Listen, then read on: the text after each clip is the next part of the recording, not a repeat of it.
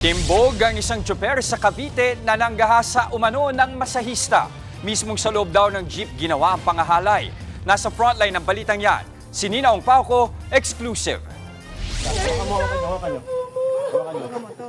Walang kawala ang 18 anyos na jeepney driver na ito nang arestuhin sa kanyang bahay sa Tanza, Cavite.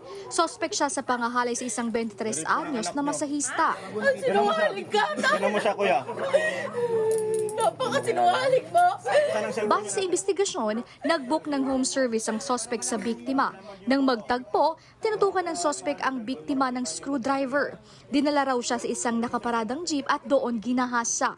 Bigla na lang po ako tinutukan ng matilos na bagay na sinabihan niya ako, mo, huwag kang titigaw, papatayin kita. Pumayag na po ako sa gusto niya.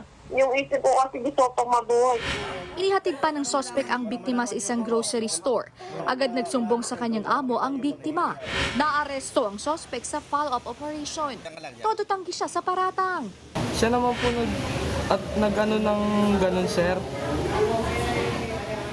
Hindi naman po ako. Siya pa nga, sa kanya pa po galing yung condom. Kasi po, nung binok ko po siya, nung sinakay ko po siya sa jeep, sabi ko po sa kanya, kung pwede, magsasakay pa uwi ng bahay. Ayaw po. Sabi niya, ako na lang kuya, wag na magsakay. Kahit na may mga driver po doon, pangalawa na lang po ako sa pila, magsasakay po sana ako. Baka po pinipirahan lang po ako noon. Itong ating suspect, hindi din naman daw siya nag-positive sa drug test. Siguro nadala lang ng tukso. Maharap ang sospek sa reklamong rape.